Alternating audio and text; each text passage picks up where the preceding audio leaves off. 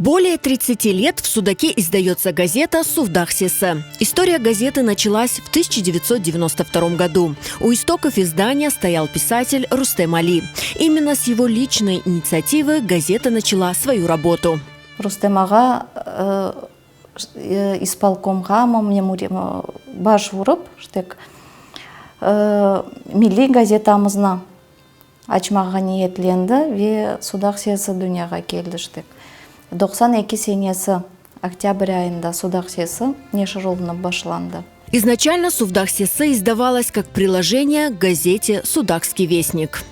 Рустем Али посвятил газете «Суфдах Сесі» 22 года. В 2015 году он пригласил на должность главного редактора Урие Орталан. Ей удалось разнообразить содержание крымско-татарского издания и сделать его интересным для широкого круга людей. Несмотря на название «Суфдах Сесі» «Голос Судака», в газете освещаются темы, актуальные для всего Крыма. Рустем аға олғанда чоқысы обулемили әрекетке чоқ кірішеді, дәйіслі башлы сияси мақалелер язайды.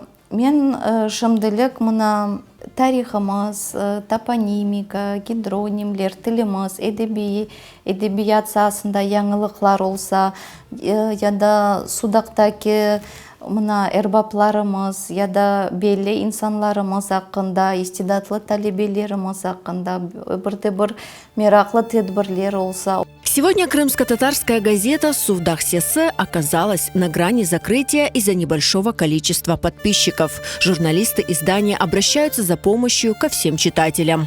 Мен 2015 senesi келгенде тиражы 100 нусха еді. Соң яваш 800-ге көтерме қызмет олды. Мына 2018-19 сенелері 800-ге көтерілді. Соң не үшіндір кене азды. Бұны шынды 100-ге яқын.